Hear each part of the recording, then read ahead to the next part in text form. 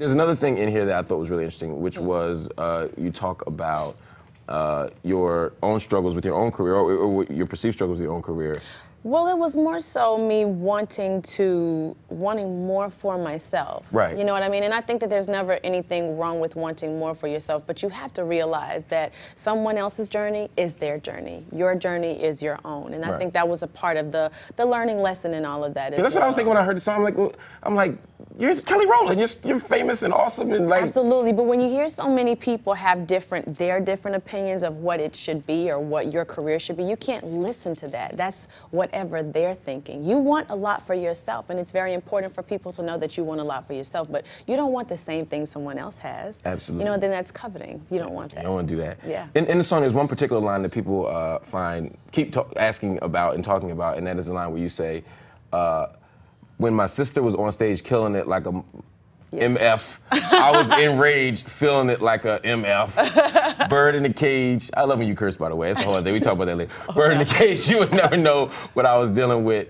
when our separate ways, but I was happy she was killing it. Bittersweet, she was up, I was down, no lie, I feel good for her, but what do I do now? It's so interesting to me because some people interpret that as jealousy, and I didn't read it that way. Well, some people, that's the only thing they can think of when they think about myself or Michelle or B, because we were all in a group together, and they were so used to hearing that, but those are my girls. Yeah. I love them to death, and we stuck with each other for life. So, like yeah, life I'm so happy that you were intelligent enough to take it, you know, for what it was actually written for. So thank you very much for actually listening. No problem. But it is still a struggle, right? I mean, when you're in a group and one person is doing better than another at a particular moment, it's tough to watch, right?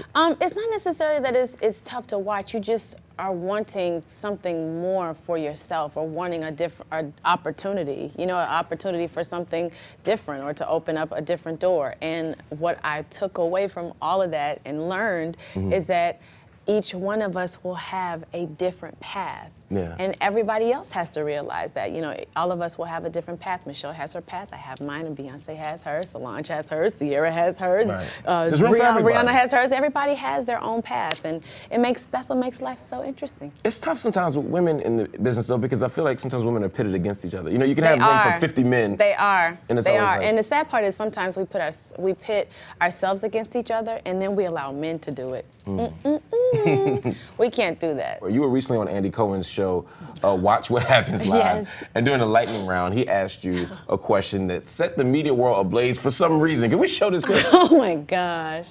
Tell me one thing that is annoying about Beyonce. Plead the fifth, do it now, use it. Oh, she would tell you this. She's a slob. She's a slob? Yeah, like she's like, you know, like if you walk in, maybe she's gotten better since being a mother. Right, maybe. But yeah, she's got a lot on her brain. Like you can tell it's a lot going on. Well, I hope she doesn't pass that on to Blue Ivy.